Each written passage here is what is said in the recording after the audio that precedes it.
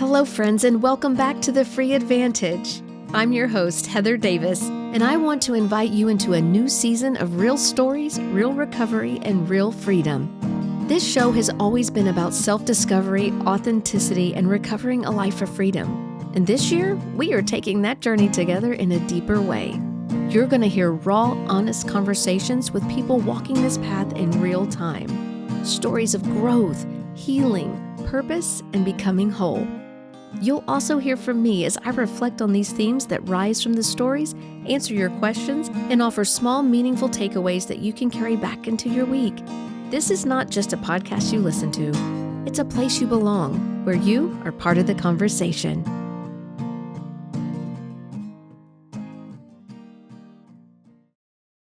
Welcome back, everybody.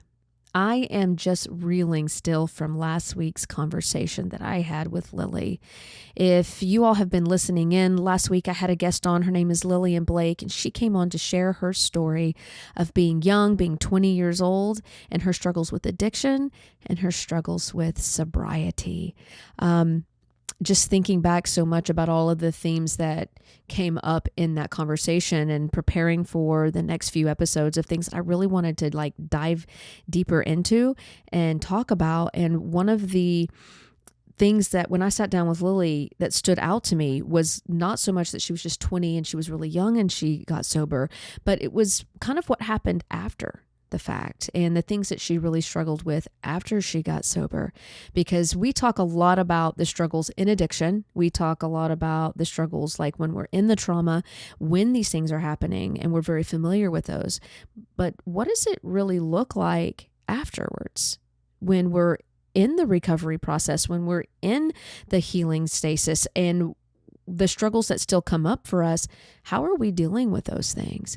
And one of the big things is that, I talk on here about is about being a whole person, right? Being whole-bodied, wholehearted, whole-minded, whole-spirited, and connecting with our identity and who we truly are.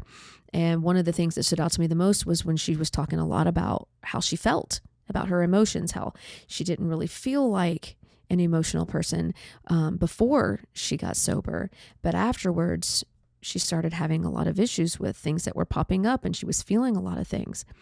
And what I've learned is that a lot of the coping mechanisms that we have, to keep ourselves numb, to kind of escape into, they're there because we don't really know how to regulate. We don't know the right kind of tools to use to keep us in a space where we can actually be in a state of growth versus a state of escape or numbing. We start to avoid. And, one of the things that she said is that whenever I quit drinking, I had no idea what to do with what I was feeling. And that's really where I want to just take a moment and think about what that really means, right? Like, I didn't know what to do with that. How many times have we found ourselves in a place where we don't know what to do with what we're feeling, right? And she talks about has learned and has come to the awareness of the fact after she's gotten sober that she started drinking for fun, but it led into really I started drinking so I didn't have to feel anything, we do this to any type of addiction that we experience. I mean, I want to know that we're talking about alcohol today, but there's so many different things that we can be addicted to. There is alcohol, there's drugs, there's sex, there's food, all the way down to our phones. How many of us find ourselves escaping? They don't call it doom scrolling for nothing. We just to escape the reality that we're kind of living in, to numb ourselves, to even just shut it all out, right? And we do these things to get away from the stress, the pressure, the times that we're feeling disconnection, and sometimes we do it just so we don't really have to connect with the fact that we don't know who we really are. And I see it all the time. I mean, I've seen it in myself. There's still things in my life where I find myself doing it, right? But, even having the conversations is that so many people who do struggle with addiction, they're just like, something's wrong with me. I'm broken. But the truth is you're overwhelmed, you're overstimulated, and honestly, you're just unsupported. You don't have the right things to help support you in the right way. And one of the things that Lily said to me was that we talked about just she wasn't an emotional person, but after she quit drinking, she started feeling all these things and she started to guess, oh, maybe I am. Maybe I am an emotional person. And that statement right there really, really sat with me. And it's why I wanted to lead in with this conversation today, because I want to know, where did we ever get this idea that some people are emotional while others are not? Where did this idea come from? I mean, I want to know, what is the de facto standard for emotionality? Is it crying? Is it hysterics? Is it being moody? Is it women in their hormones? Or is it angry fits? Is it throwing a fit like a toddler? What is it?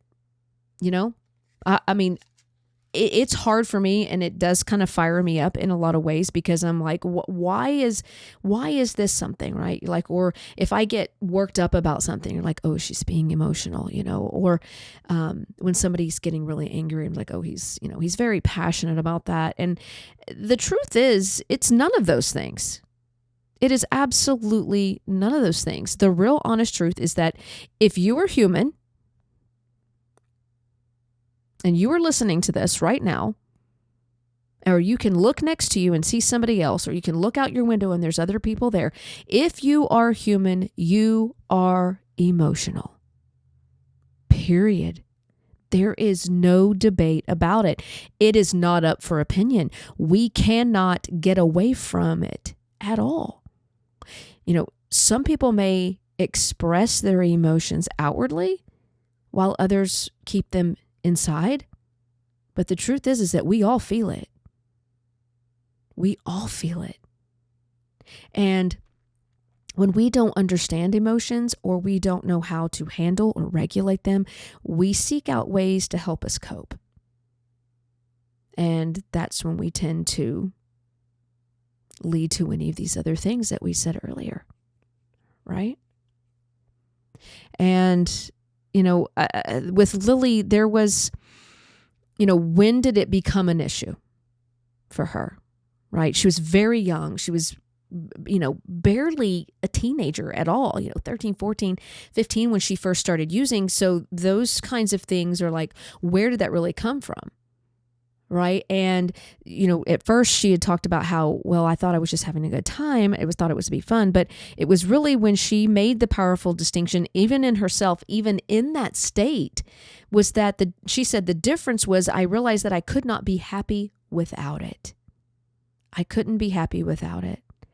And she goes, when I was drinking, I didn't care. I didn't feel the things the same way. And she started to recognize that, oh, when I do drink, I feel numb. I don't feel this. It takes my mind into another place, so I don't have to think on it. But then she also went on to say, she goes, that after she quit, certain things started to bother her that didn't bother her before. And she said, I had no idea what to do with it, right? And those are the feelings or the emotions that are coming up that we're talking about, right? When we have been in a situation for so long, whether it's addiction, living in toxic relationships, surviving trauma, when we've been in those places for so long and then we stop doing those things, or we start to try to heal, or we start to remove ourselves from those situations, the emotion of it all, the things that we've been ignoring, avoiding, escaping, numbing, they come crashing back in, and sometimes with a vengeance. Our sensitivity can increase, our tolerance can low, but all of the things that we've been avoiding, all of those things that we've been trying to push out, we come to find out that they're really just still there waiting for us. And what do we do? What do we do when that happens? Lily started to feel very overly sensitive. She said her feelings were getting hurt. She found herself crying, and eventually she started to feel very confused by this. And I also found this very interesting, because for me, even when I was going through all of my problems, like if you've listened back, you've heard my story. I always had a real strong sense of how I felt in all that was happening. I've been very grounded emotionally my whole life. It's the nature of who I am. And, even as I've grown, I've learned a lot more, yes, but I never really struggled with who I was and how I felt about things. And for me, I'm very grateful for that, because when having the conversation with her, she was like, I started feeling confused about even who I was. Like, I don't feel the same way. I don't look the same way as I did when I was younger. When she looks back, she's like, I don't understand why, if I wasn't an emotional person then, why am I an emotional person now? And the truth is, she's always been an emotional person because she's human. When we spend so much time avoiding our emotions than we do facing them, when we start to heal and feel it, it can feel overwhelming and scary, almost like we don't even know who we are anymore. And this is especially true the younger we are. So with Lily being 20 years old and then going through a lot of these things in her teenage years, she's still developing. Her mind is still developing. Her brain is growing. She's not even fully in the understanding of who she is yet. So when you are trying to form those thoughts, trying to form those patterns in your life, you're trying to form that identity, and you're doing it under the premise of an addiction, you don't know who you are at all. Because like she said, everything that you're living is through an addiction lens. So once that was removed, the overwhelm set in. It's definitely not an easy road. She said, but before, while she was drinking, anger was kind of her mode of operation. And what do we know about anger? Anger is a masking emotion. She would drink, and that numbed her vulnerability, and it gave her the courage to be mad about it all. And then you could stand up and say whatever you wanted, because then she didn't care, right? And this happens with so many of us. I know when I was younger, I worked the same way. I wasn't drinking, but it was very much in that way. I used anger to control my situation.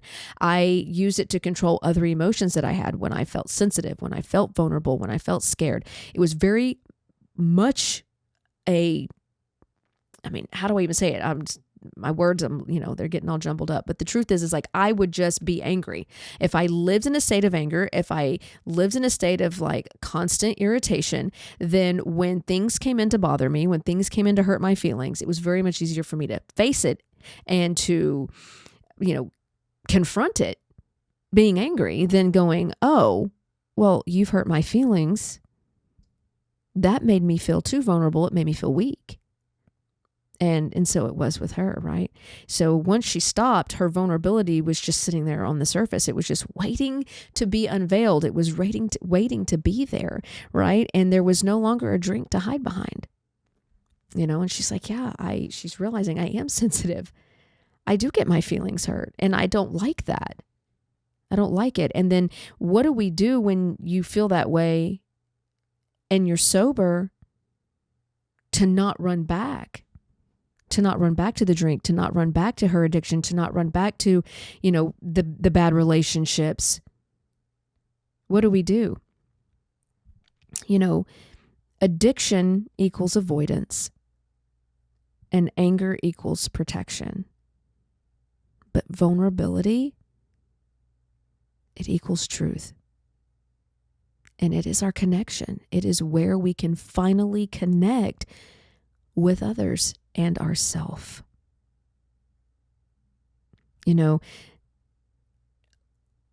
Lily was always sensitive. She was always vulnerable, just like we all are.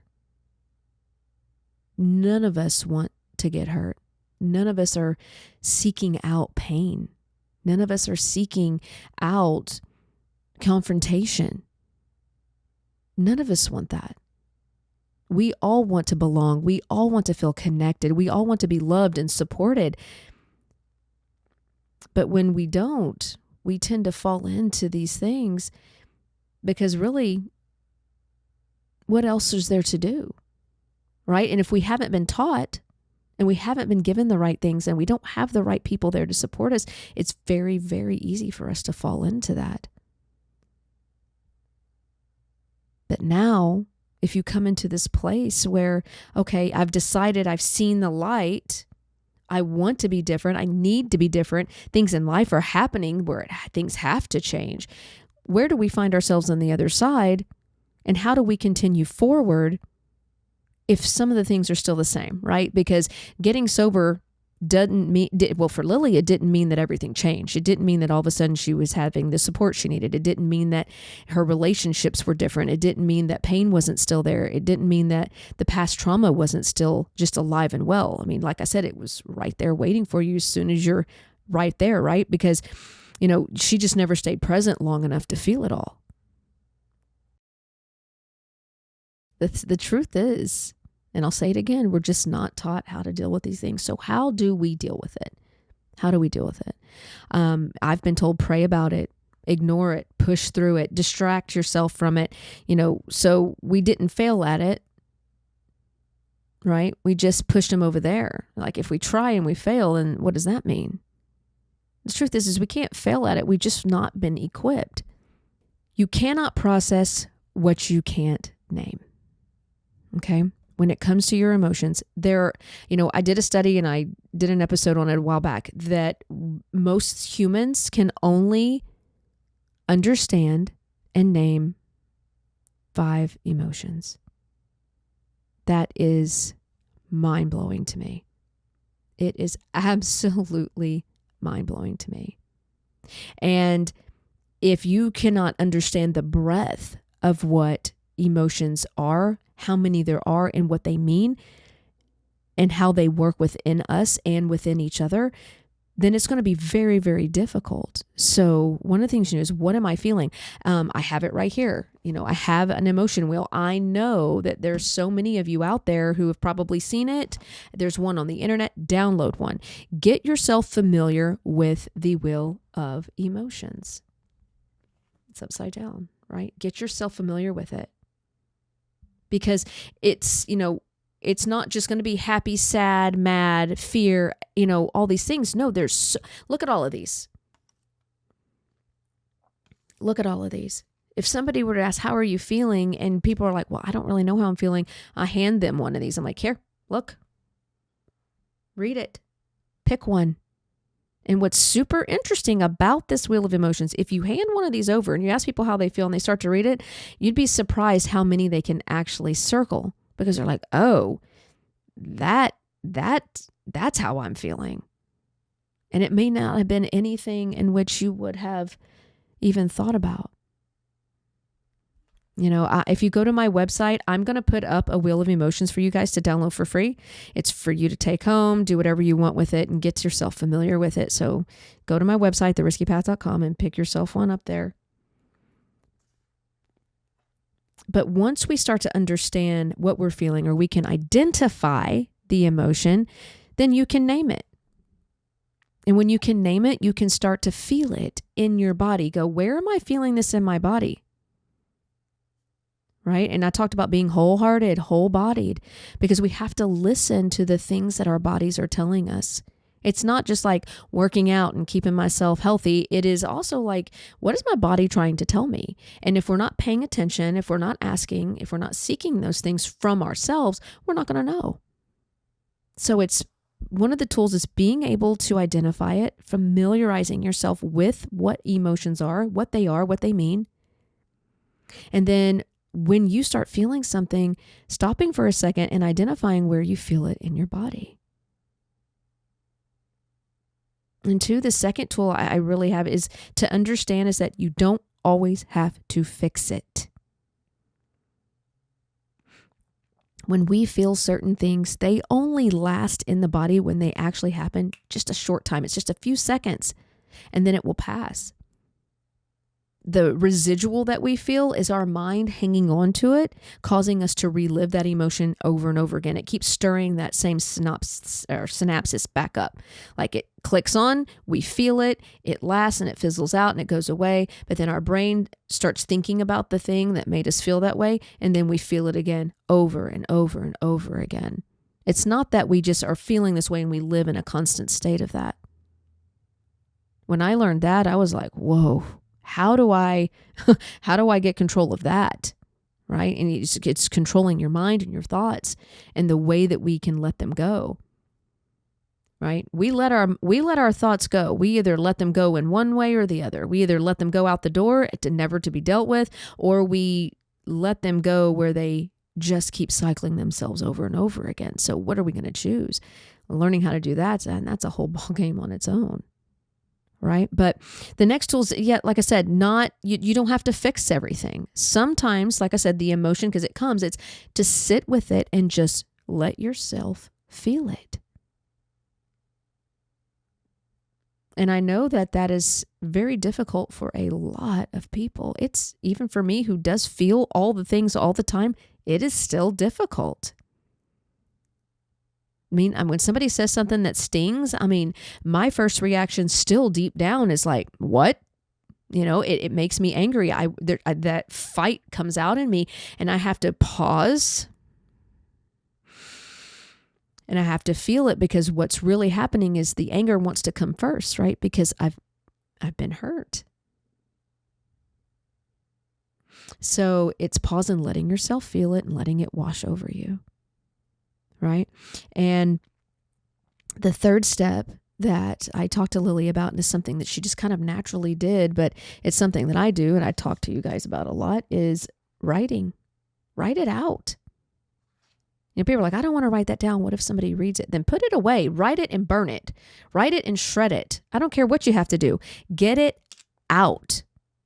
We want to hang on so badly to all of the negative thoughts, to all of the negative emotions that you think you've got going on inside that are making you not happy. Why are we hanging on to so many things that we don't want?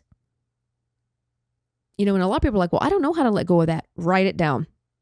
It is one of the simplest, cheapest, and greatest ways that you can get the stuff out, right? Get it out. There's things that we do that's, there's all kinds of massages, there's all kinds of somatic release that we do for things to get out of our body. But what about get out of our mind and write it down? I don't care how you feel. If you're angry, write it down. If you just want to tear somebody a new one, write it down. Be specific.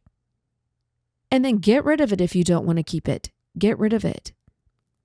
Right. I talked back in my stories that I had been carrying around trauma and a pain that I've been dealing with for over 20 years of my life. I lived with this every single day, and I relived it in my mind over and over again when the thoughts would come up, when a picture would come up, when somebody would say something on the TV. I would be taken right back into that space like it's happening to me all over again. And I did that for 20 years. I am 47. And over half of my life, I have let that trauma have that much access and control over me. And when I decided to sit down and write it out, I just wrote out what happened. I didn't even write down things that I felt about it. I just wrote down what happened. And I had my daughter paint me a picture. If you didn't hear it, go back and listen. I had her paint me a picture of just how I felt. I'm like, can you paint this for me? Talk about artist therapy. Goodness gracious. And when it was all over and I had written it all down, and then she had this piece of art and put it in front of my face, I was like, oh, man, the difference that getting it out of me and out over here instead of in here was completely life-changing. It brought so much healing to something I couldn't heal for 20 years, no matter how much I thought about it or, talked about it. So write it down. Write it down. Lily said, I was constantly writing. It helped me understand what was happening. What was happening with her mind, what was going through her mind, what thoughts were actually coming, because sometimes we don't realize what is actually going on in our minds until we stop and we pay attention to it. The things that we run to, the things that we use to numb ourselves, whatever little addictions we find ourselves in, they are our prison. Lily said, I want to quote it because I don't want to say it wrong because it was so good. She goes, addiction is a cell with an open door, but you choose to stay. You choose to stay.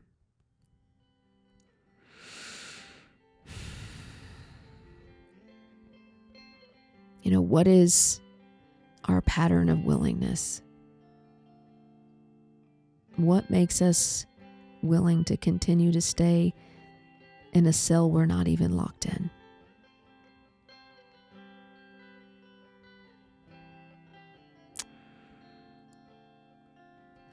The next tool I would like to talk to you is just about replacing the numbing pattern, right? When you get angry, pause. When you start to scroll, pause. When you go to react, pause.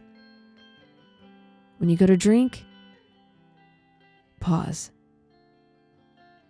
Whatever it is in that moment, before you make that phone call, pause. I think we take for granted the simplicity in life. That sometimes just a simple moment, a simple few seconds can make all the difference if we just pause. I heard a mortician say, she goes, somebody had asked her, what is the greatest lesson you've ever learned being a mortician? And she said to wait 3 seconds when the light turns green before you go. Because it can literally make the difference between life and death. That is the power of the pause. 3 seconds. Can you give yourself 3 seconds?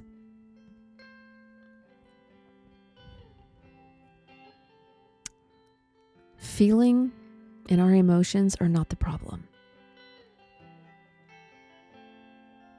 They are our path back to ourselves. They are our path to connection with one another. And the thing that we have been avoiding, it's actually the thing that will set you free. So if you've been numbing, if you were lost in addiction, if you were struggling in your sobriety, if you were struggling in your recovery from anything, if you've just been trying not to feel, pause for a moment. I want you to know there's nothing wrong with you. You're not broken. You're human. You're just human.